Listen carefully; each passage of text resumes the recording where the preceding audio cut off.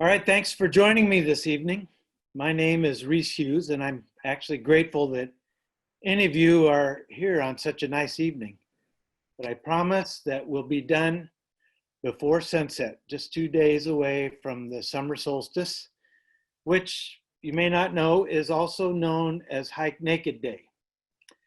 So, of course, I'd prefer that we were together in a spacious room, a spacious hall where I could see your faces, but it's not all bad. I'm talking to you from the comfort of my living room, and I hope you will be comfortable yourself.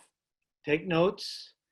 If you are the proud owner of Hiking Humboldt 101 Shorter Day Hikes, I dust it off and make some notes in the margins as we go along.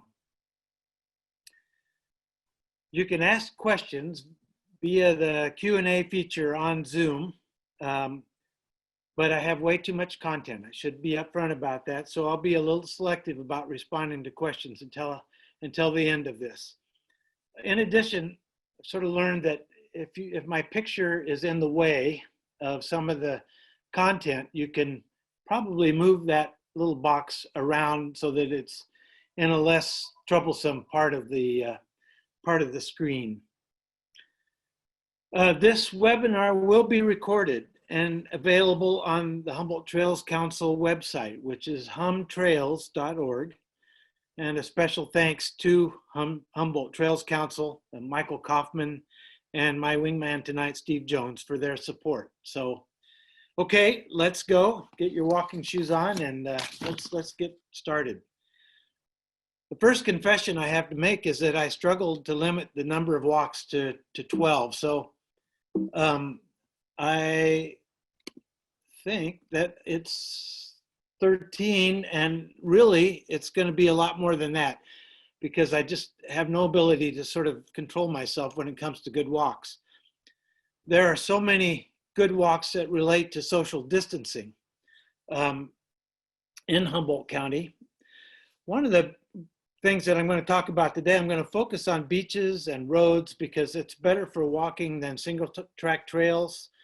I've been avoiding single track trails for the last 3 months and focusing on beaches and road walks and little use trails. That's part of it. I also think one of the biggest challenges with regard to social distancing is getting to the trailhead in the first place. I think the most difficult and dangerous time is probably riding with people outside of the people that you live with.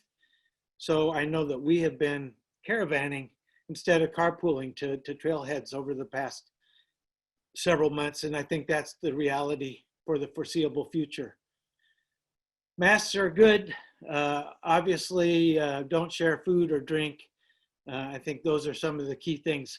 The beauty of Humboldt County is that it's a wonderful place to socially distance.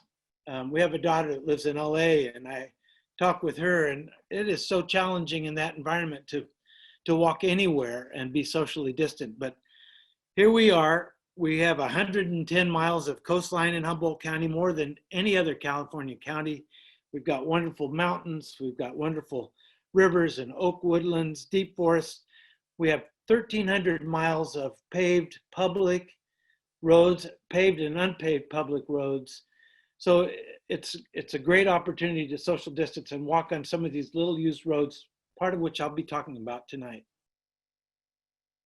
Okay, so number 13, and this, as you'll see, is sort of a variety of options. I wanted to talk about walking in the Redwoods because so many of the trails, especially up north towards Prairie Creek and Redwood National Park, are single track and are heavily used. So I recommend that you avoid the busy trails around Fern Canyon, Prairie Creek, the visitor center there. Consider walking Davidson Trail, which is number 5 in Hiking Humboldt. I'll just call it HH for short. Davidson Road on the west side of 101 in that stretch is an old haul road, an old logging haul road. So it's a road all the way down to the Elk Prairie picnic area. And then it crosses 101 and comes up the other side towards Lost Man Creek, where it is following the same territory as the old wagon road that used to go to Crescent City. So it's a roadway the whole way. It's paved, or it's good quality um, uh, rocked well, and it's an easy road as an alternative. In addition, if you don't mind waiting around till November, because November through May, on the first Saturday of each month, the Newton P. Drury Parkway is closed to vehicular traffic. So that's another great resource to consider. But for the most part, I don't really encourage you to go north for high quality COVID friendly walks. Similarly with Arcata Community Forest, it's a challenge there. There's so many people using the forest, and a lot of the forest trails are single track.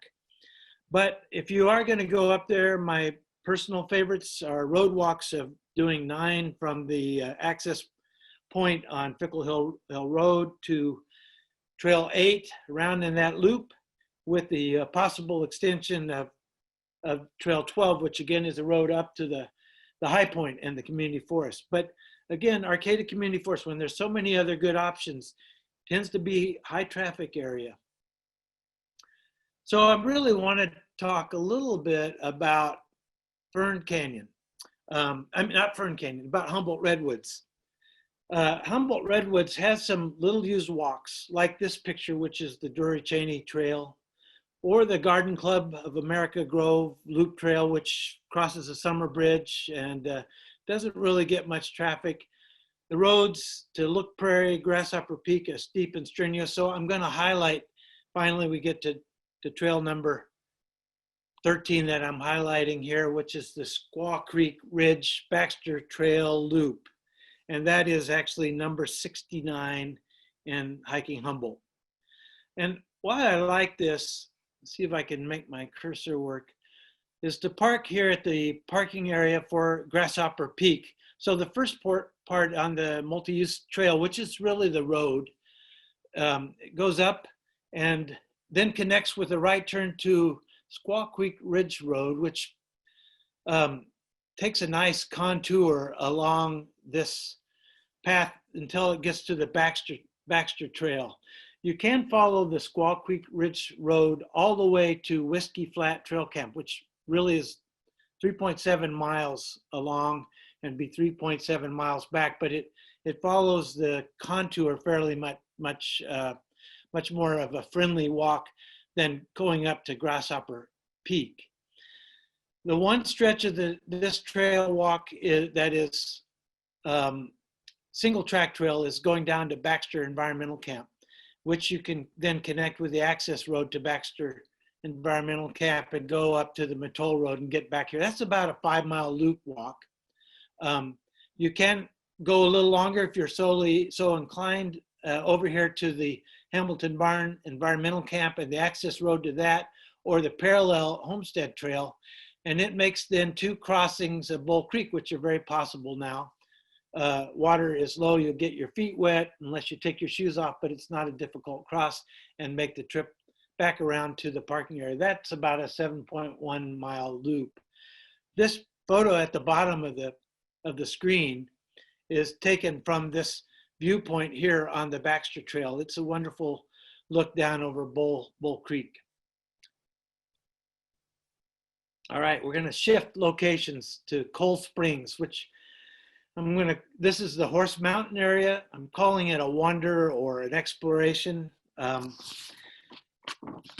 the book, hikes 85 and 86 are the ones I'm going to be talking about here.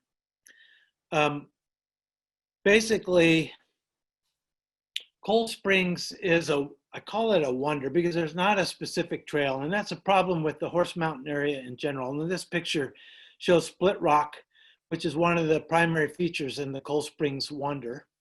This is another view down from sort of the eastern boundary of the Wonder down all the way down to Redwood Creek. And it really is this wonderful prairie land that is inhabited part of the year by cows, because this is private land that we're looking down. It's actually out of Six Rivers National Forest.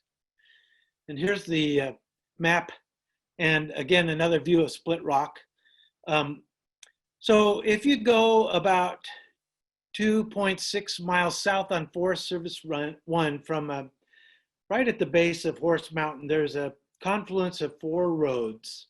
And that 4 roads, one of them goes up to the top of Horse Mountain. One of them goes down to 299. One I'll talk about in a moment. The other one is Forest Service 1. If you take Forest Service 1 for 2.6 miles, look closely on your right. There'll be an entrance to the Cold Spring parking lot, which is just 0.2 of a mile in. It's a small parking lot.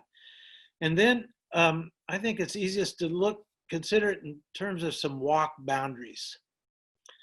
To the south, basically, is an old camping area and a meadow area. To the west is a series of rocky outcroppings and then steep meadows that go down. And you want to not venture into the steep meadows. You want to sort of call your limit as the rocky outcropping along here. And then to the north is a marshy fen. It's a very clear area that's wet all year round. And then to the east is a area that really is bounded by Forest Service 1, and it's quite steep here just before you get to Forest Service 1. But if you get to Forest Service 1, consider that the boundary. And it looks like there's a more clear trail than there really is. You really have to just be prepared to wander. You can get a good couple-mile walk. Right now, there are wonderful wildflowers in the area. Later in the season, unfortunately, there'll be cows in the area. So I think now is a good time to consider that as a possible walk or a wander. All right, let's move on to other Horse Mountain options. One of the possible walks from that 4-road corner before Horse Mountain, the turn directly up to Horse Mountain, is the Horse Mountain Coppermine Road, which is Forest Service 6N38. And it's basically a downhill Forest Service road, goes by the remnants of the old Horse Mountain copper mine, of which there were several along that route, some of which have been dismantled, but most of them still have some detritus, some evidence of the old copper mine in that area. It was mined as recently as 1959, and through a lot of the 1900s, there was some mining activity in that area. It's basically about 1.5 miles down to the primary remnants and 1.5 miles back up. Another option to consider is one of the other roads from that boundary, which is up to the top of Horse Mountain. It's Forest Service 6N18, and that would allow you to walk out to Indian Butte, which ends up being at the base of the old ski run, and then come back up the ski run. And again, this is more detailed in the book. For 30 years, that area, the ski run, and you can still see evidence of the chopped down trees, which are now sort of filling in a lot of that area. But you could sort of walk up the old ski run with its nice views to the north and to the Trinities up to the top with the communication towers. The ski run, which closed in the early 1980s, there used to be an old lodge there, never made any money. The crowds were just never good, and the snowfall was way too inconsistent. But all of this is part of a Horse Mountain botanical area, where I think the primary wonderful feature is the Port Orford cedar stands that exist up there. All right, I'm going to keep moving. I wanted to highlight 3 lookouts to visit. Some of you may know these 3 cast of characters. It's me on the right, Dennis Rael on the left, Tom Parrott in the middle. And this is from Ironside Mountain Lookout, which at 5,200 feet, about 1 mile high, I admit that it is not in Humboldt County, but it's certainly a walk to consider during this time period. You have to go east on 299, 63 miles, which sounds like a long way, but it's really not bad. And you take a left on Forest Service 4, which is paved. And then you take another left on Forest Service 5 and 18, gravel, but in very good condition, because the lookout is serviced by that particular road, which goes all the way to the top. But that's cheating. Don't go all the way to the top. park before you get to the top and walk as far as you feel comfortable up to the top. There is some road signage that gives you a sense as to where you are in relation to the lookout. It is a signed road in a couple of spots that give you some important clues. From the top, it is a staffed lookout during the fire season, but from the top there are magnificent views of the New River drainage to the north, the Trinity Alps to the east, Underwood Mountain to the south, and the Trinity River down below you. Really is a stunning, stunning option. Schoolhouse Peak lookout, you can see why I'm going to be way beyond 13 walks. Bonus for your the high cost of this event. Schoolhouse Peak, which is on Bald Hills Road, 17 miles roughly east of 101 on Bald Hills Road. And this one is basically, I highlight this because there are 3 wonderful walks that you can take from this area. Oh, I want to go back and just note, one of the walks I'm going to talk about is that you can see, I point out here, this faint path, which is an old road that's part of the Coyote Creek Loop. And then this is Bald Hills Road here. Okay, so there are 3 walks, and I must admit that this is not one of my better maps. It's pretty confusing. This is the parking area here. The cursor is circling for Lions Ranch. There's a wonderful walk to Lions Ranch that is about a 4-mile out and back. In the book, which is hike number 9, I recommend going down to the sheep shed and then making a loop like this, which is about 5 miles, a wonderful 5-mile walk. And then another option is to go down and keep going from the sheep shed, and you follow Coyote Creek around, and it circles back around like this and reconnects with Bald Hills Road. And from there, you can easily go up to the lookout. It's a steep 1/2-mile climb here, but it's relatively easy. It's just the access road. There's a picnic table, 2 picnic tables up at the top, and great views in 360 degree in all directions. From there, you can, if you want, go down the back of the lookout. It's a little faint, but it's clear enough. I was up there about 3 weeks ago, and you can follow Skookum Prairie Road on the backside of the lookout back to Bald Hills and come back. So there are 3 walks of varying lengths. The longest that you probably can do is to go from the parking lot, Coyote Loop, up to the lookout, back around Skookum Prairie and back to the parking lot, which is about 8 miles. But that's the longest. Most of the options are shorter than that. It does get a little dried out in the middle of the summer right now because we've had these late rains. It's going to be still fairly nice. This is the old steep shed.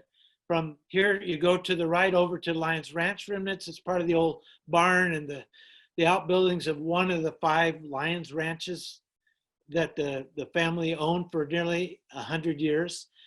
The route down here goes on to Coyote Creek and contours around this drainage here. And then it comes up on a road that looks like this on the other side to rejoin Bald Hills Road. This is what it looked like about 3 weeks ago. All right, another lookout option, Brush Mountain Fire Lookout. This is a road walk. It's on the access road up to the lookout. It's a tower lookout. This is the map, pretty straightforward. To get here, you go about 42 miles east again on 299 to the Friday Ridge Road, and take Friday Ridge Road up 7 miles to a very clear pullout at the base of the gate here. The gate is always locked unless the lookout is staffed, and it is staffed during fire season. It's about a 2.5-mile one-way walk up here. It's nice and shady. It is about a 900-foot climb. There's a wonderful picnic table at the top and a bathroom. So it's not a bad place to go for a picnic. The view is not as good as you might think. It's good to the north, to the east to the Trinities, but the other areas are increasingly obscured by growing trees. That's why it's nice to go up when the lookout is staffed and you can get access to the top to visit the lookout. All right, 3 good options for lookouts. I always find myself including the botanical garden because it's wonderful any time of the year. They've done a masterful job of making sure that something is always in bloom. This is hike number 48. Also, the central road and the botanical garden is a road. It's not a path. There are single track trails in addition to the main road, but you can get a decent walk by walking up through the central road and going to some of the specialized gardens off of the main road. In the most recent Times Standard this last Sunday, there was an article about roses and saying that right now roses are in bloom in a big way in the botanical garden. These pictures that I am showing here are from May, when the dogwood and the azaleas and the rhodies were all out in full force. There is an admission fee. It's $8 for adults, $50 for seniors, 60 and above, and it is not open on Mondays and Tuesdays, but it's definitely worth considering. This is a picture from a May walk. All right, I'll keep moving here. Number 9, summer bridge walks. You may not know this, but around June 15th of each year, the county puts in summer bridges in 2 locations in the county. One is to get from the Avenue of the Giants basically over to Shively. The other is from Holmes Flat over to Larrabee. These are put in about the 15th of June and removed about the 15th of October, sometimes later, depending on when the rains engorged Eel River. These follow basically and go out through the old floodplain of the Eel River, through the bottoms and flats. So they're very flat walks. This one goes along the Eel River and then cuts in to the agricultural area that is Shively. It includes the CR's. CR has a farm there. It also used to be a railroad station when the railroad ran, as did Larrabee. The summer bridge at Larrabee is actually one that is degraded enough that it's no longer functional. It's an old concrete bridge. So as a pedestrian, you can still walk across that, but cars have to go across this bridge that's a little farther away and go across to Larrabee. The walk at Shively you can go up to 5 miles if you want. You can make it shorter if you want. It's basically an out and back. And it's agricultural area, as you can see, with some homes. On the other walk through Larrabee, this is the bridge on the railroad that crosses Larrabee Creek. So those are options. There is a third low water bridge that is at McCann. I don't particularly recommend that walk as much. It is interesting because that low water bridge is still functional, and when the water gets high enough, it is the one and only ferry we have that's a public ferry in Humboldt County, which really looks a lot more like a little motorboat, but it operates during high water times. All right, number 8. This one is hike number 11 in your book. And I must admit, I wasn't going to put this on the list until this last May. I took a walk again on it after not walking it for a couple of years, and was reminded just how wonderful it is. It is basically made possible because when they put the main highway in 101 in its current location in the mid-50s, this road became obsolete. And so it's about a 3.5 mile road on the east side of Freshwater Lagoon, a couple miles south of Orick. You can see where it goes. And it gets no traffic these days. Last time I went, we saw no cars. The time before, I saw 2 cars. And this is a couple hours of walking out on this walk. And it has wonderful views out over Freshwater Lagoon and the ocean, as you can see in the upper left photo. I'd really forgotten about how pleasant it is. All right, number 7. I always want to include Take an Urban Walk, and here I'm going to lump in a bunch together, but before I launch into a couple of these, I really want to say that this is a surprisingly great time to take a walk around HSU. Summers, there's little activity, and right now with COVID going on, there's even less activity. And it is a wonderful, wonderful place to take a walk.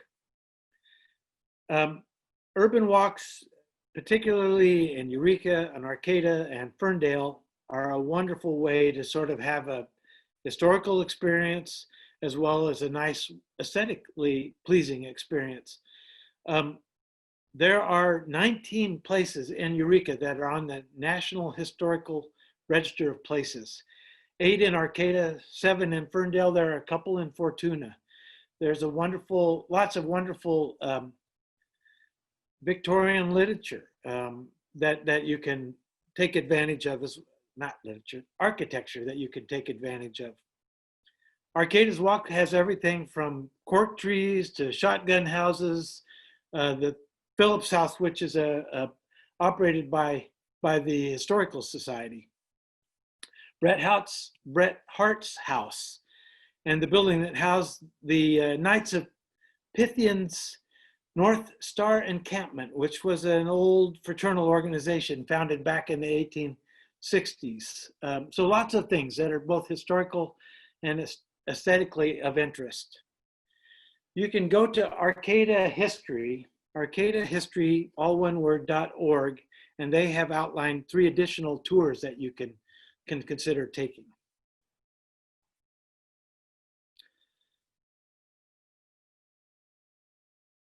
Ferndale's Gingerbread Mansion, of course, and the cemetery and the Victorian Inn in Ferndale.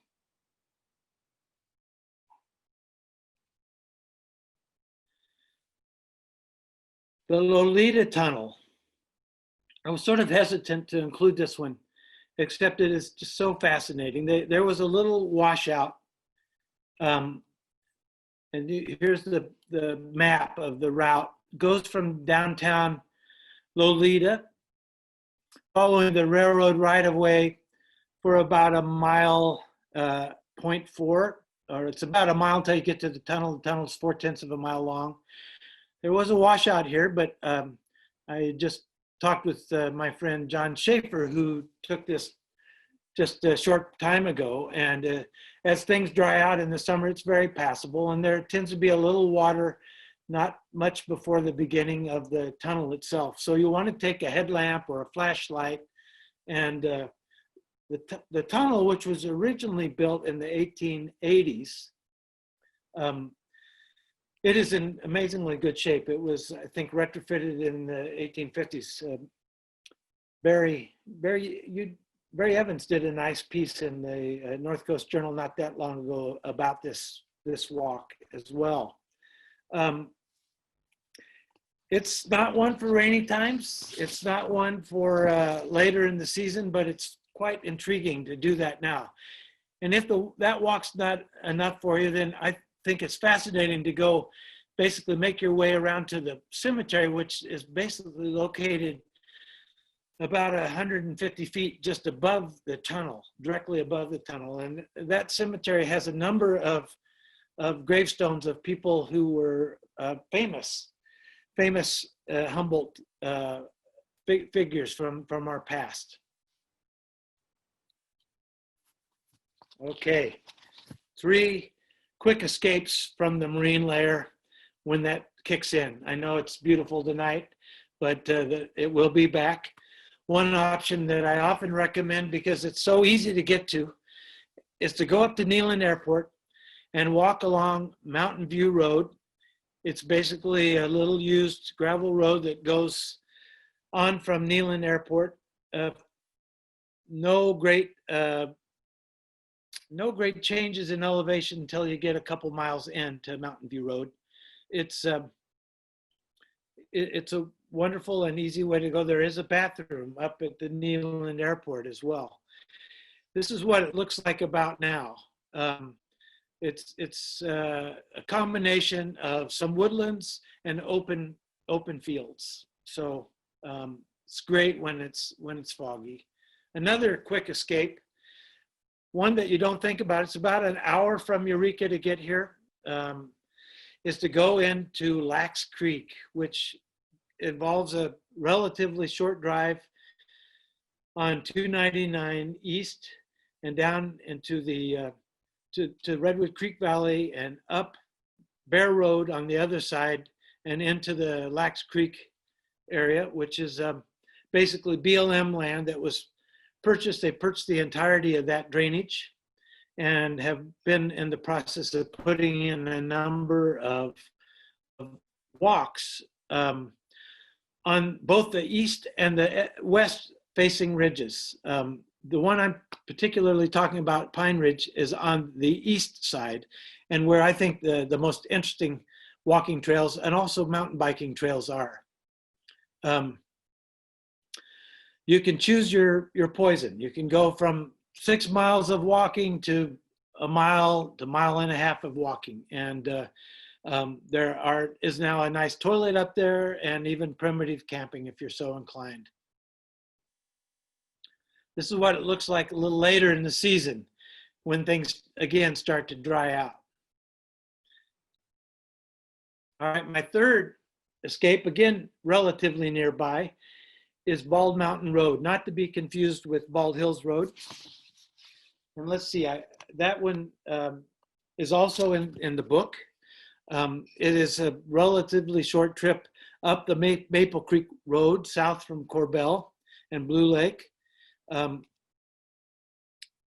little more than, I recommend personally driving from the Maple Creek Road up to about 2 miles up where the road starts to flatten out. The first 2 miles are very, very steep, beautiful, absolutely beautiful through ranch land. Then you get up here where it's mixed forest. A lot of it is green diamond land, but it's a wonderful walk with views out to the north.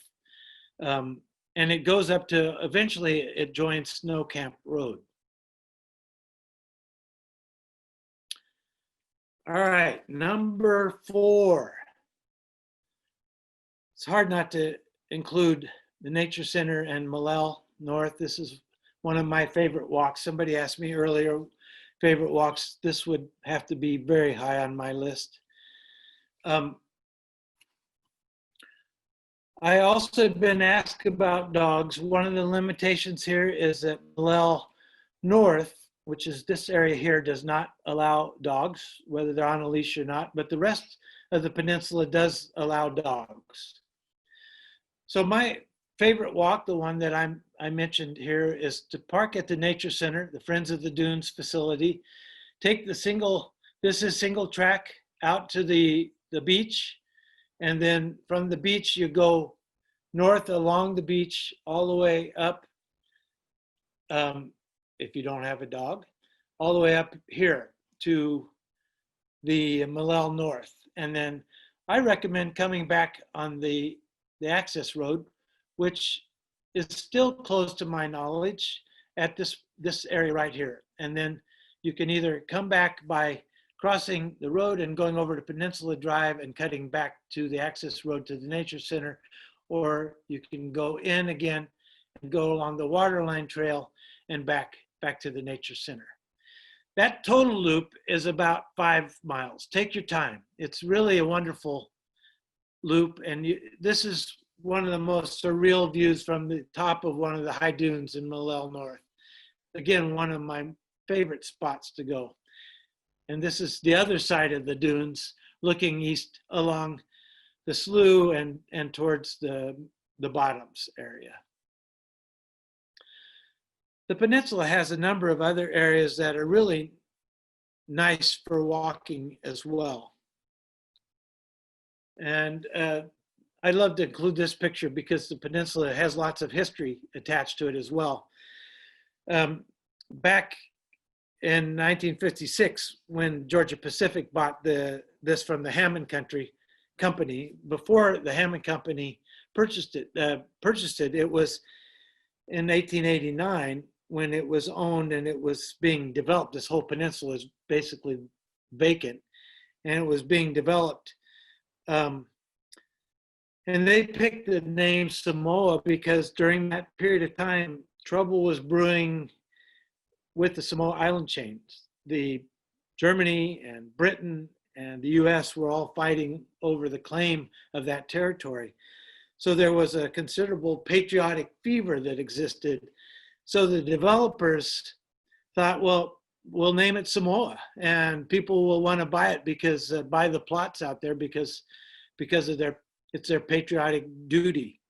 Well, anyway, it became the Hammond Lumber Company, and for many years, it was the town here of Samoa, and the huge lumber company. This is the one of the existing remaining exists. That's the dining area and the lumber camp. And this is the village still, and this primarily is now vacant, all been removed. But there are some other good hikes in that area, going back to the walks in this area of the peninsula.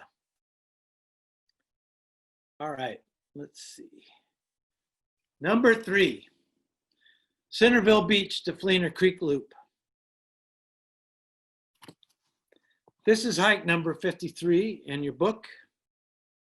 This is ideal during summer tide. It's a blend of a lot of different things. It's an opportunity to look for fossils. It's an opportunity to walk this old area, which was actually used as a stage road until as late as 1891, when the Wildcat was completed, even though there were other options inland. This 4 miles of beach was often preferred. It has remnants of the old listening post that was a naval listening station until it closed in 1993, and it's been made into a nice picnic area by the BLM.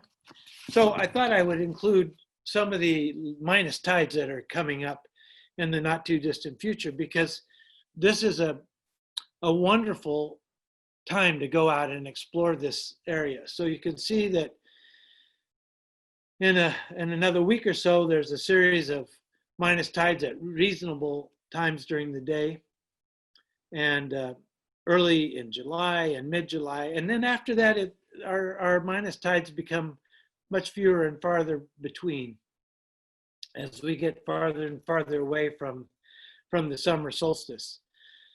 The beauty of this area, and this is the view down from Fleener Creek, which is one of the first options that you can reach when it's a minus tide, and come up back to the access road there, or you can make your way back along the beach, Centerville Beach.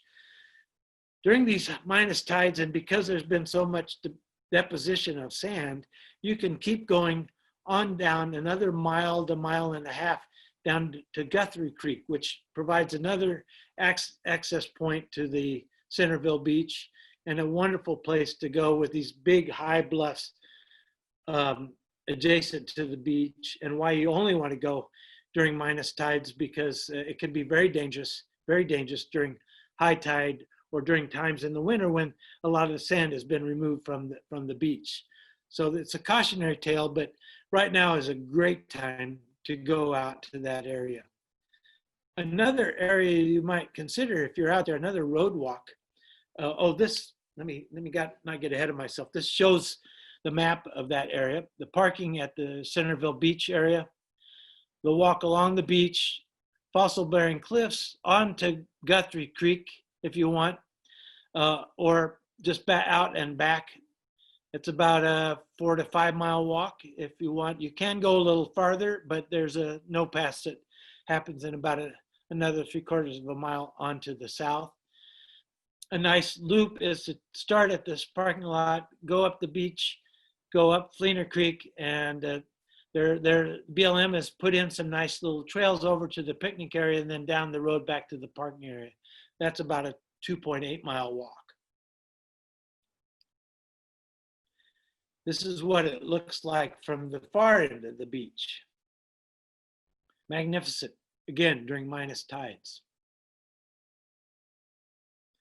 I also say if the tide is high, think about Pool Road, which is another option in the Centerville area. And one that I really recommend, it's also in the book, Hike 55. It has a very unfriendly sign at the entrance to the road, but it is a county road. This is the sign that you'll see. Don't be deterred. Just be cautious where you park. There is a pullout at the bottom of the bottom of the road, but there are some pullouts along the way up on the road itself. And it's about a 2-mile road each way with some views that look like this. It's gravel the whole way. It's about a 1-lane road there. It's open range. So I actually wouldn't recommend that you take a dog there, especially if they're likely to chase cows. That's probably a way to make yourself a persona non grata in that area quite quickly. But a great view from Pool Road. Again, another area to take advantage of during low tide times is the walk from Huda Point to Moonstone. And then you can go back around on the road. This is a view from low tide out at Huda Point. During times of lots of sand deposition, like there is right now, a lot of these rocks are sort of obscured. We were out there about 2 weeks ago, and very few of the rocks were visible. So it's not as much of a low tide rock in this particular area, but as you get out towards Camel Rock, there are lots of low tide opportunities to sort of look in tide pools. There are times when you can go, the mouth of Little River moves enough that sometimes you can walk without getting your feet wet. Sometimes you're gonna have to take your shoes off and wade across the Little River, but it's never difficult, never deep. And it's just absolutely a wonderful loop road. This is a view from Huda Point, looking to the south. And this is sort of the walk as you would see it on the map. You can park here at Huda Point. You can park if you want here at Moonstone Beach and get down to the beach this way. These trails are a little more dicey if you're not comfortable with your footing. It's a steep downhill. I know this looks like it goes out into the water, but during low tide, this is all exposed sand and beachy area, and this is where the low tides would be, the area where I'm circling with the cursor. And then this is the walk to the south and down to Moonstone Beach. You can go up and walk Scenic Drive back if you want on what was old 101 some years ago. You may find it preferable to park at Moonstone Beach just if you want to stay on one level with no more precipitous walk down to the beach at Huda Point, and to go out and back this way.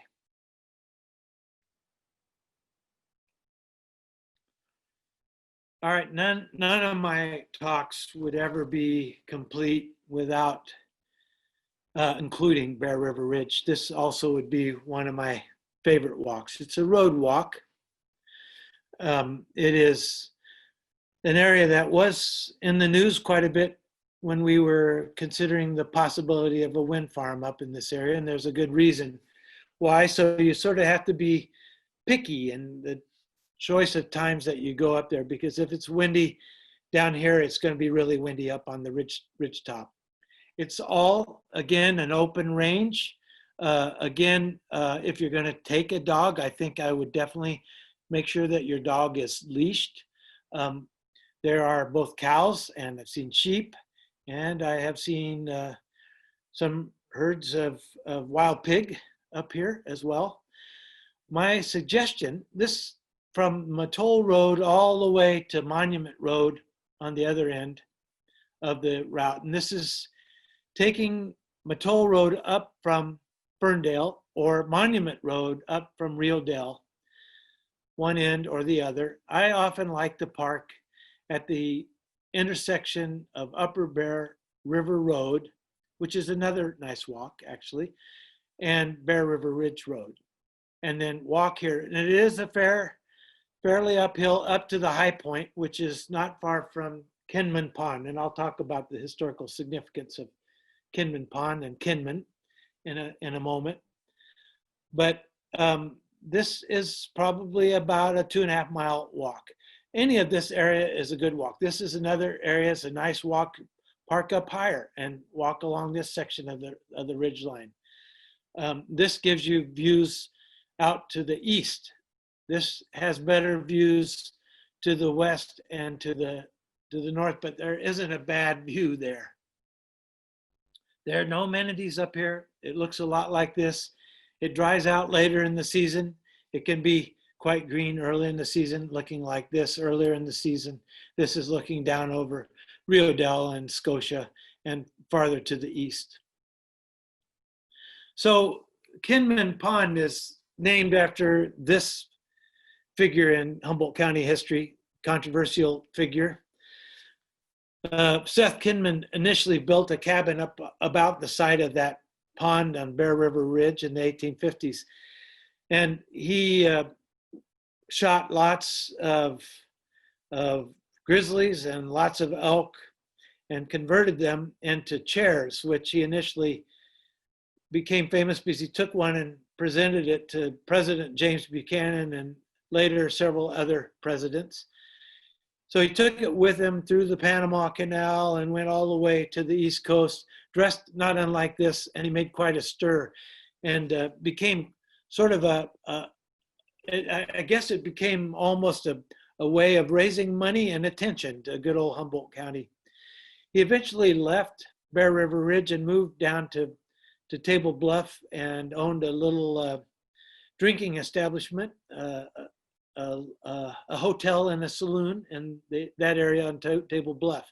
He's one of those people that is in fact buried at the Table Bluff Cemetery, which I mentioned quite a while ago.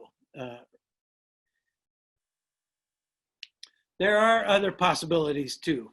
I couldn't resist. It's just so hard to cut my list down to 12, let alone 13, let alone 20 or whatever I've really talked about. Short walk at Freshwater Farms Nature Reserve. It's short. It's a road most of the way except for the final 100 yards are on a levee. So you can do adequate social distancing there. Table Bluff, there's a nice loop again and hiking Humboldt down the Ocean Ranch unit near Table Bluff out around to the beach and up through the old Lighthouse Ranch area. That is another BLM property where they have a picnic area and some informational signage about the old lighthouse and the Lighthouse Ranch that followed the Table Bluff Lighthouse time. There's an interesting option that's available during these minus tide events. If you take the Hookton Slough walk and you continue beyond the end of the levee itself, that is one of the few places around Humboldt Bay where you can actually walk on the surface of the bay at low tide. It's just sandy enough that you don't end up in the oosphere, in the muddy area there around the bay, which is the case everywhere else that I'm aware of.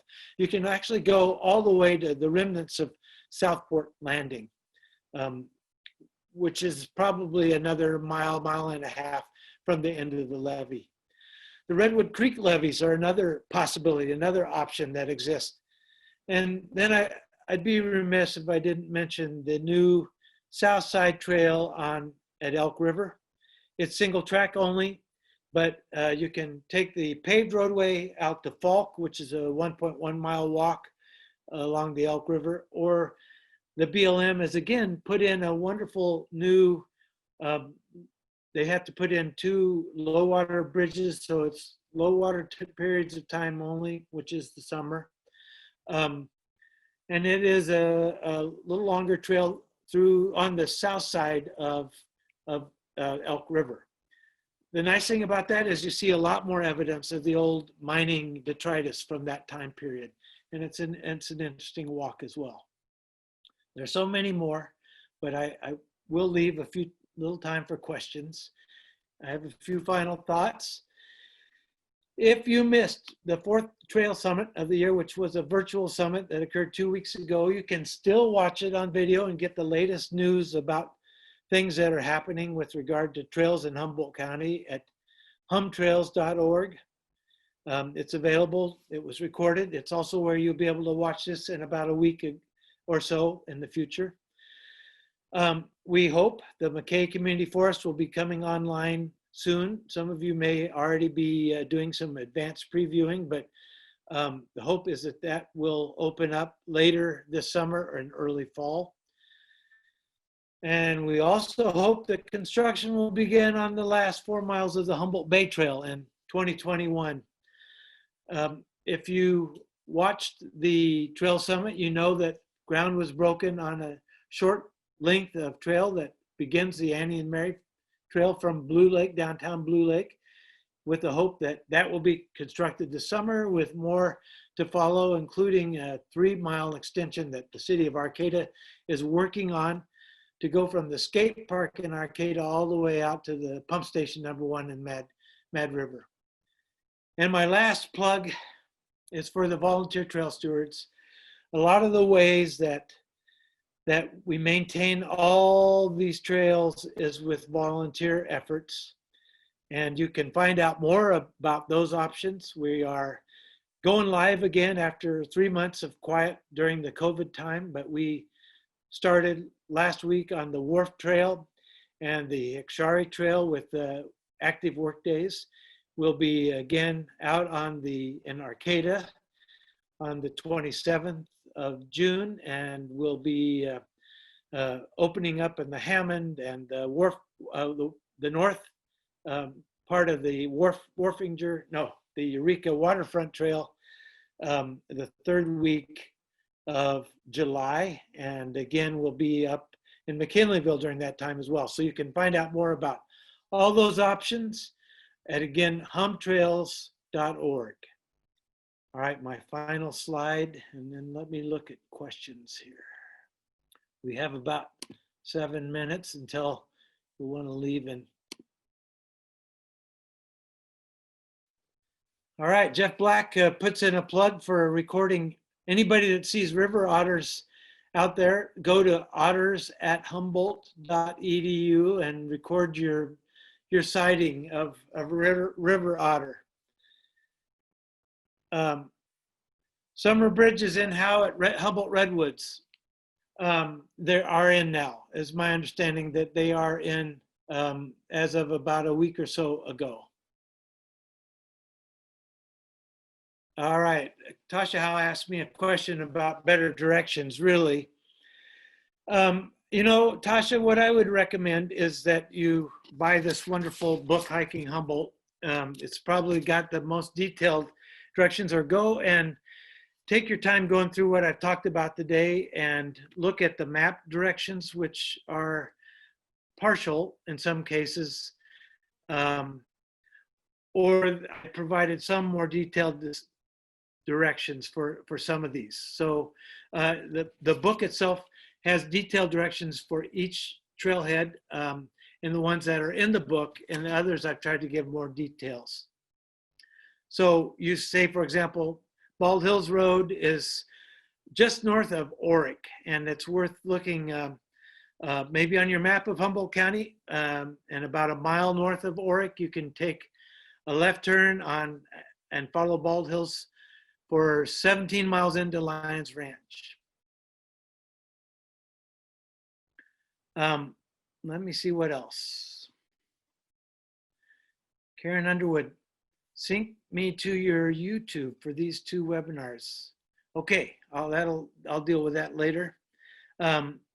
Any other questions? I see a number have been addressed. Tasha, I would also invite the chance to sort of see me or contact me through my Humboldt email for a more detailed question if you want. It's Hughes, and I invite this to anybody, hughes@humboldt.edu. Steve, am I missing any obvious ones?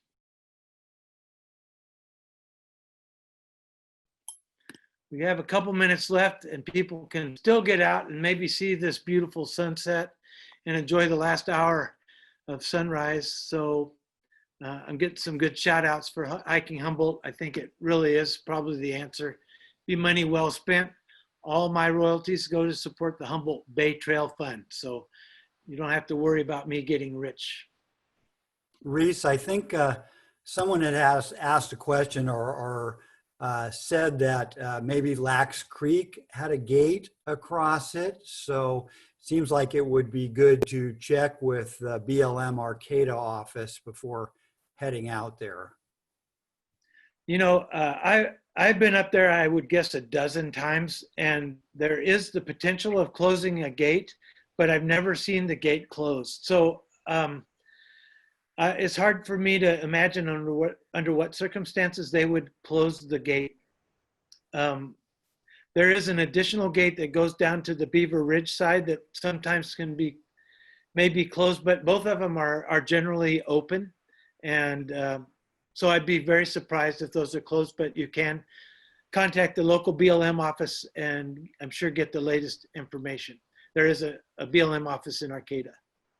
And it looks like your question counter is rising rapidly.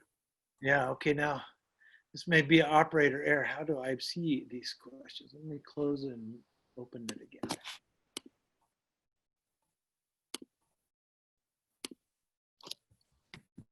All right, let's see. Steve, do you see something that you could pull out for me? Someone wants to know if any of these hikes that you listed today are wheelchair accessible? Yes, in fact, I'm glad you brought that up.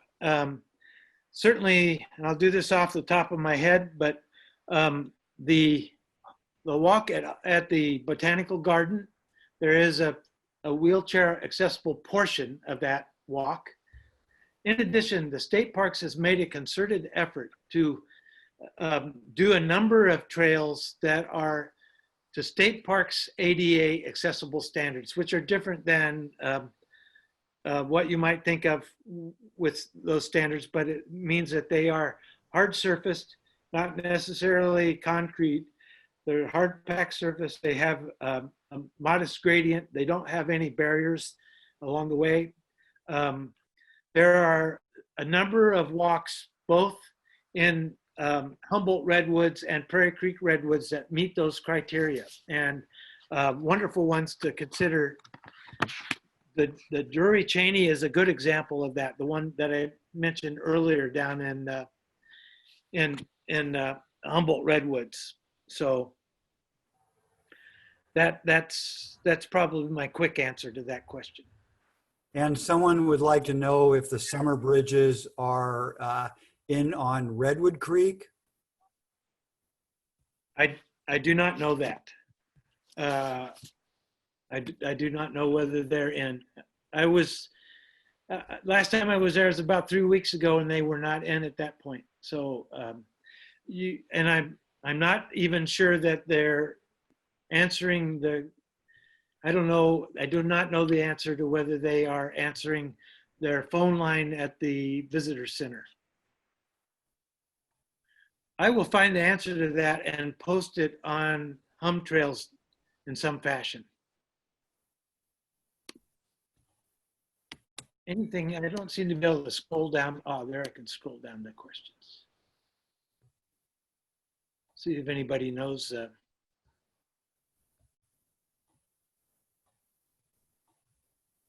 You can buy my book at Eureka Books, Northtown. I fear it's even on Amazon, but don't do that. Co-op was holding it. I last time I was there, I didn't see it. So somebody talked about going out to Scotia Cliff for fossils. I don't recommend that, especially now when there are lots of ticks out. It's really a tick-infested area, and the railroad trestle's in pretty bad shape. So I wait till they've repaired that. Don't do that one. If you want to go see fossils, go one of the low tide times to Centerville. Do that.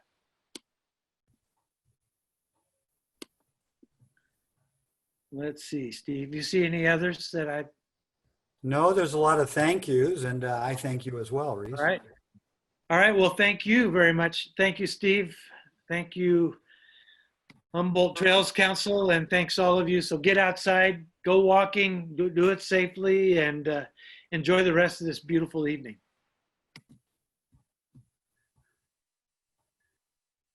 Well, one more. They want to know how much the book is.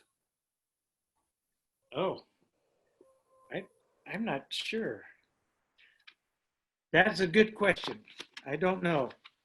I didn't buy mine, actually.